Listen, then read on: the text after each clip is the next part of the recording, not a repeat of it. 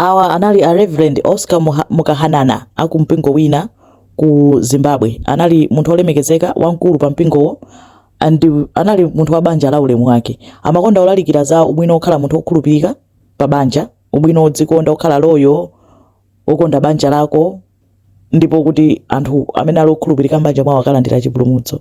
Aliyense amakonda amalemekeza. Koma tsiku lina mpingo mwawomo munali group, WhatsApp group. Mu WhatsApp group muja munabwera VN, voice note. Anthu kumvesera voice note akumva mawu a ndani, a Reverend akuyankhula. Koma mayankhulidwe yawo mwanongonongo wawo odabwisa ndithu, kuoneka kuti akuchiyankhula chibwenzi. Iwowo anapeza kuti atumiza kolakwika. Message yawoyo imayenera kupita kwa chibwenzi. Kachibwenzi iko kanayika ntsika nakamuchali chimomwemo. Ndipo aja anayankhula za kukhosi zosakhala bwino zawo za kuchipinda, nkutumiza pa WhatsApp group ya kumpingo mwangozi.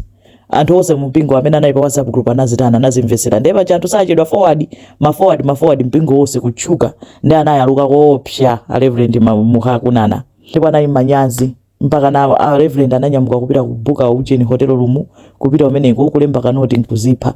Ndi maliro amene mukuonawa anazipha chifukwa chonoti anadzadza manyazi, chifukwa cha zomwe anachita za nseri za opposite ndi zimene amatani amalalikira. Imene ndi inali nkhani ya Mukahanana amene inachitika ku Zimbabwe mu Oktoba chaka chomwe chino.